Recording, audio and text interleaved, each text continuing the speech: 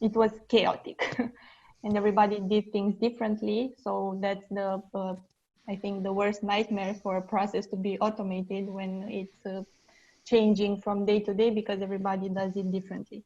So the biggest challenge for us was to have clean processes that follow a certain path.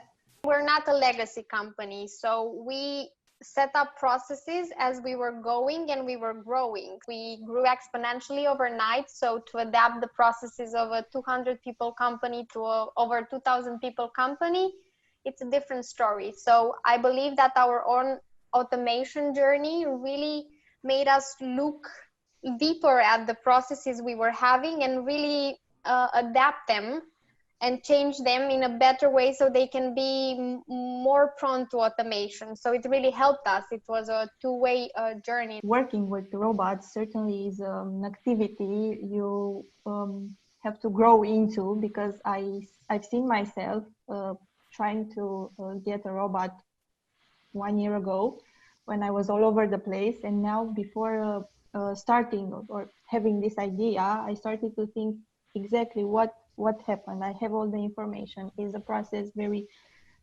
standard?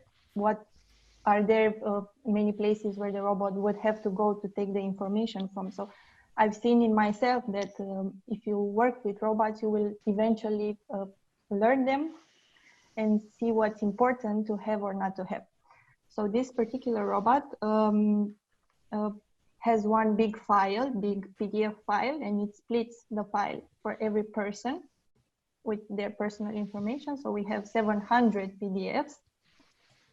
And then the second step of the robot is that it goes into my Outlook and sends emails to each of the employees with their PDF and tells them with a personalized message and gives them all the information regarding the consultation. That would, just splitting the PDF would take me, let's say,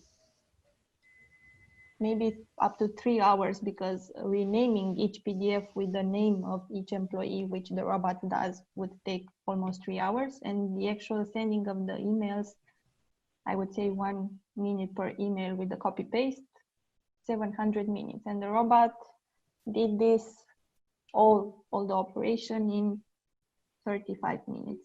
We have both attended and unattended robots in the TA department.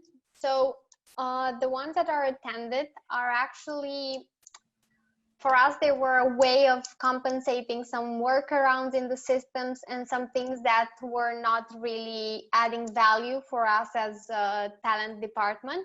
So for example, we have a robot that rejects automatically candidates that didn't click a specific thing in the initial form they have to complete when they apply on the website.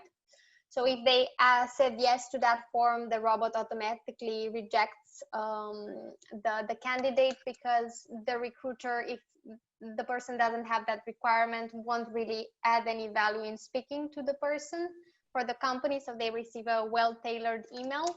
So that really saved a lot of time, especially for the positions where we have a large number of applicants. I'm a convinced robot user now, so it's great for me. I didn't use robots until I joined UiPath almost 2 years ago, and now I can say I'm a promoter of it. If you know how to use Outlook, you pretty much will know how to use our products.